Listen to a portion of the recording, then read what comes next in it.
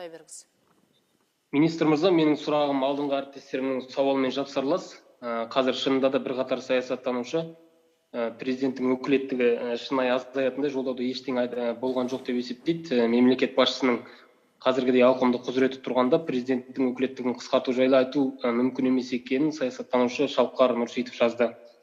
Реформаларға осылай скептикалық көзқарас танытқан әрі онысын дәйектеген саясаттанушылардың пікірі жайлы не айтасыз? Кешіріңіз, сұрағыңызды бір нақтылауға бола ма? Мен кімнің пікірін айтасыз? Саясаттанушы Шалқар Нұрсейітовтің пікірін айтып отырмын, мен әлеуметтік желіге жазған. Енді әр саяси реформаларда зерттейтін саясаттанушылардың өздерінің пікірі енді өзге болатын шығар. Біреу былай ойлайды, екінші былай ойлайды. Қай жағынан сізге комментарий беруге керек? Жоқ, енді осы реформаларға скептикалық көзқарас танытқан саясаттанушылардың пікір жайлы не айтасыз? Оларға қарсы уәж айта алатын шығарсыз? Әлде олар айтып отыр, шынында да президент өзінің жолдауында айтты ғой, президенттің өкілеттігін қысқартып, парламентті күшейтуіміз керек деп. Бірақ нақты ондай бағытта шара қабылданып жатқан жоқ дегендей пікірлер айтты, әлеуметтік желіде саясаттанушылар жазды. Түсінікті. Ал енді президент өкілеттігін туралы мен айтып шықтым.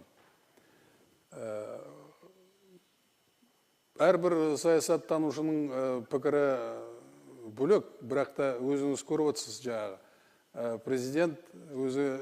Президент болу кезегінде саяси партияға мүше болуға тыйым салынады. Ол президенттің өкілеттігін шектеу емес пе? Екіншіден, жақын туыстары саяси лауазымды және квази мемлекеттік секторда басқару лауазымдарды оған жұмыс істеуге тыйым салынып отыр. Ол шектеу емес пе? Үшіншіден, жаңағы бұрын конституциялық совет, конституциялық кеңес және жоғарғы сот кеңесінің мүшелерін президент қазір өз тағайындайды. Енді мынау конституциялық өзгерістер бойынша ол тек қана сол органдардың төрағасын ғана тағайындалады.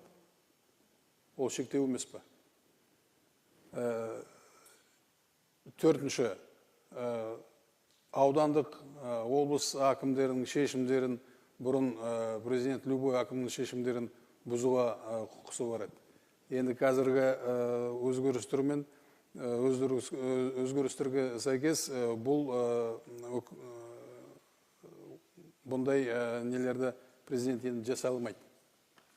Ол шектеу емес пе? Заңда әр жаңағы айтылған нормада президенттің өкілдіктерінің шектеу жасайтын нормалардың бәрі көзделген. Сондықтан мен кейбір саясаттанушылардың пікірімен жаңағы ол жай сөз ғана ешқандай әрекет жасап жатқан жоқ деп мен онымен келіспеймін.